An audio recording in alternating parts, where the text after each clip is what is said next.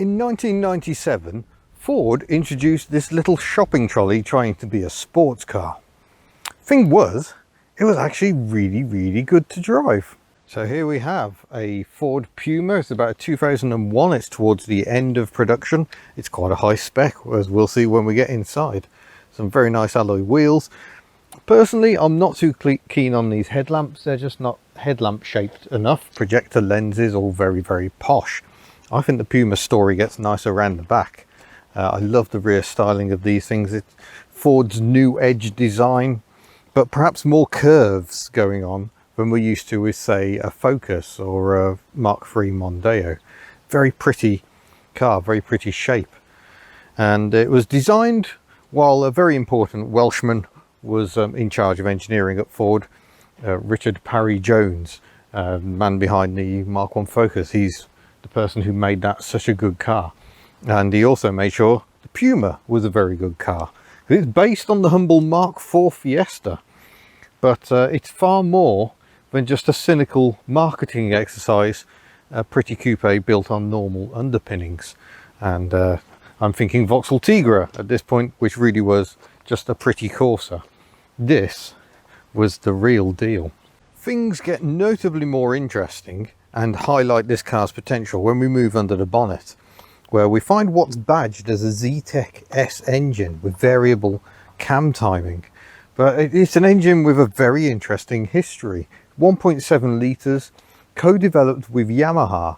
Yamaha, far more than a producer of motorbikes and pianos, an odd pair of things to undertake. They also do a lot of engine consultancy work. Volvo's Transverse V8 engine, some other Ford V6 engines, notably the Toyota 2000 GT of the late 1960s. That was Yamaha's first move into motor engines. And bizarrely, it seems these engine blocks were produced in Valencia in Spain, shipped to Japan for final finishing and a Nickel coating, and then shipped to Germany, where they were actually put together as a complete engine and shoved into the Puma. So yeah, very interesting, and a lot of development work for an engine that was only used in the Puma, as far as I know. The 1.7 litre especially. You could also get a 1.4 if you don't like going fast, and they later introduced a 1.6 during what was a very short production run. So I think there were a couple of years of the 1.4, possibly 3 years, and then 1 year of the 1.6, replacing it as the entry-level option. Quite why you'd have a 1.6 and a 1.7, I don't know. There was also the racing Puma with big fat arches and a Tickford tuned version of this 1.7 litre engine, as if having more companies involved, you know, what could possibly go wrong? Let's do that as well. So yeah, Tickford as well as Yamaha involved in a more powerful version.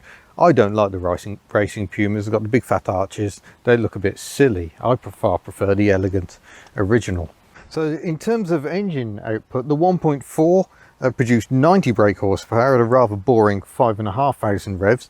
This one produces 123 brake horsepower at 6,300 revs, and the racing Puma had 153 brake horsepower at 7,000 RPM. So it's fair to say these engines don't mind revving a bit.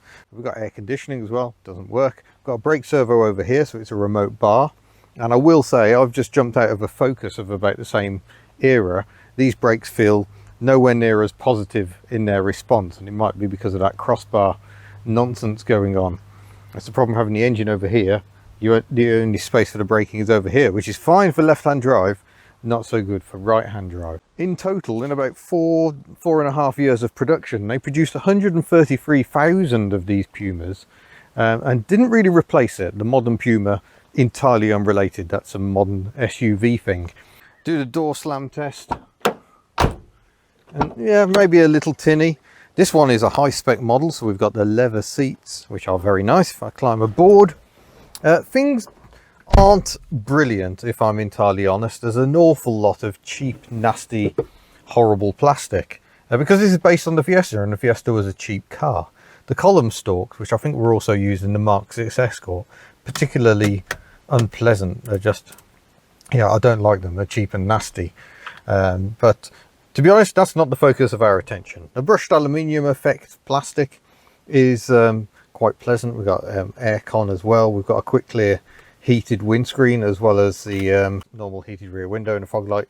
So yeah, toys are somewhat minimal. It looks like some models may have had a passenger airbag. I don't know if this one has, but look at this. They've just used the same switch as the driver's side, but just put a blanking plug in, because there's only the one window to operate on the passenger side. But it's a nice comfortable driving position, plenty of space for me as well. I will say I've driven quite a lot of miles in one of these, which I sadly didn't video a few years ago, and I found I was getting terrible backache in these seats. These actually feel a little more shapely than the cloth seats, these leather ones, and maybe they're a bit better. I'm not even going to attempt to get into the rear, because those rear seats are definitely not for me. Far better just using them for a bit more storage. But let's see if we can have a look in the boot. I don't think there's a remote release, so I think we have to use the key. Oh no, there is a blipper. Does the blipper work? Yes, there we go. Just like my Ford Fairmont from Australia. And there we go. It's a surprisingly large boot, actually. It goes down quite a long way. So decent amount of space. The seat does fold as well. And so, you know, relatively practical for what is, to all intents and purposes, a sporty little number. Practical considerations like the rear seat, not very important. It is a bit of a stretch to get the old seat belt, but there we go, we've got it now. Start the engine up. This one is a little more rorty because it's got a stainless steel exhaust. So that's sounding quite menacing. Windscreen wiper test. And the news is good compared to a lot of other new edge Fords. There's good overlap, no triangle of doom. It's a nice little pattern. I presume that linkage is just taken straight out of a Fiesta. This mirror is at the perfect height to get completely in my way. And the rear window is also a bit of a tiny little slit. So that's not the best element for rearward visibility. But that's what you get for having a coupe, I suppose. I don't know if I can show you the rear wiper from here. Oh, maybe I can. See what a little oval slit of a rear window it is. Let's give that a go. And that's a pretty good wiping performance, actually, although the blade looks a little tired. So yeah, that's not a bad wiping performance. I'll give it that. That's not too bad at all. But let's get you set up for the driving angle, and we shall go and have some fun, because that's what this car is really all about. We'll say the suspension very firm, and also this metal gear knob is not at all pleasant on cold days, because it doesn't ever really warm up. So it's always on the chilly side. But it's a very snickety, very tight little gear change. So I don't think that was what you got in a Fiesta. The plasticky steering wheel, this one has a leather rim, which is kind of degrading a bit. Just enhances that slightly cheap feel, really.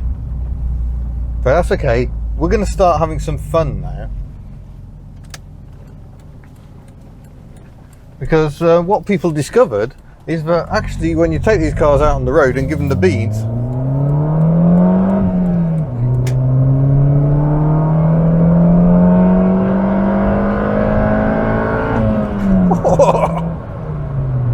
they are hilarious. These cars just absolutely beg to be thrashed. That engine is so willing, and the throttle response is so keen that when I borrowed one for a few weeks, I found it so hard to drive the car gently. It just couldn't be done. It just begged you to constantly be on it. It's a little bit busy at motorway speeds, perhaps. We're getting on for about 3,000 revs at 60 miles an hour here. But yeah, I was absolutely amazed. I was gobsmacked at how entertaining this car was to drive. A bit boomy with that stainless steel exhaust, but you could always fit a standard exhaust if you wanted something a bit quieter. There are some key foibles to Puma ownership, but I'm going to point out right now. One, rusty rear arches. This example has them very slightly. They do rust. The other problem is heater taps. The heater tap seize. You only get hot air in. The replacements aren't always very good either. So this one's actually had the heater bypass. This is not a winter car anymore. It has no heater. Now, I think they very cleverly engineered this car and geared it so that you can get to 60 in second.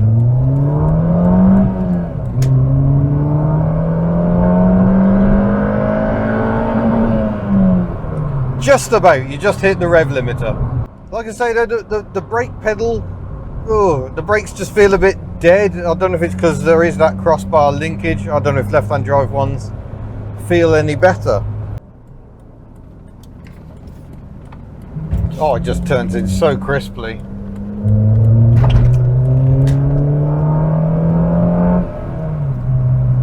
And it's when you're throwing the car around that you can forgive the slightly crashy ride. I really can't describe the ride as pleasant. It's very well damped, so although it does crash a bit over some of the bumps, it's never bouncy and uncomfortable. So it doesn't quite feel Japanese. A lot of Japanese cars are just rock hard without necessarily the composure. This feels, firm and a little uncomfortable, but it doesn't feel unwieldy and unpleasant. It's just, I prefer my suspension to have a little more give. I believe the track is slightly wider than the Fiesta as well, but an awful lot of parts are shared with the Fiesta and the Focus, so mechanical parts, not too much of an issue. The variable cam timing means this engine is very, very tractable when you're just pottering around. We're doing 30 miles an hour up a hill in 4th gear at the moment, just keeping an eye on that sheep. So it's not like you have to keep this engine absolutely pinging on the revs. So it's actually quite relaxing to drive when you're not in the full-on Hoot mode. Here we go then. Oh, this chassis is just sublime. The steering is actually quite heavy by modern standards, I think, which means you actually get something approaching feel. Scrape marks in the tarmac suggest people have been caught out going a bit too quick along here, so we're just keeping it slightly restrained.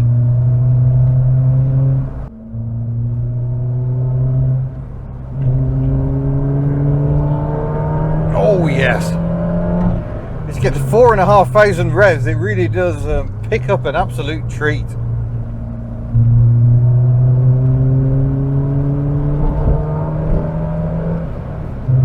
All the fun of the fair at the legal speed limits. That's the important thing here. I don't think you could have more fun along here in a TVR or something of that nature. As you can hear, the ride is definitely on the agricultural side at times.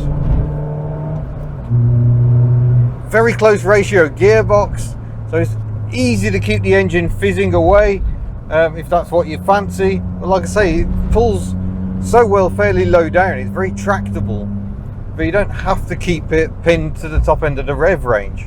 But yeah, the steering is just absolutely sublime, and there's no real body roll because the suspension is that little bit firm, so it just feels absolutely at home on a twisty road, and very planted indeed.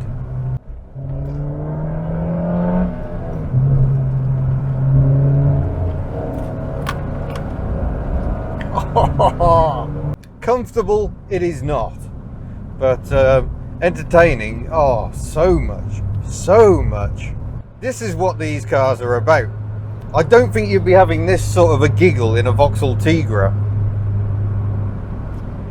In fact, there are a great number of sporty coupes that don't really live up to the expectation, whereas I think the Puma goes the other way. You look at it, you think it's going to be a cutesy shopping trolley, and it just isn't. It's absolutely hilarious. So there we go. That's how Ford could have produced a shopping trolley, but somehow managed to convince management that they actually needed to make one of the finest handling coupes there has ever been. Certainly a front-wheel drive coupe. It's just hilarious to drive and very usable on actual normal roads without getting in too much trouble. So yeah, a fine piece of work indeed. So I hope you found that interesting. If you like, you can head to the Hubnut store where you can find various merchandise items that might interest you. Head to hubnut.org. But otherwise, thank you for watching. I'll see you in a future video. Farewell.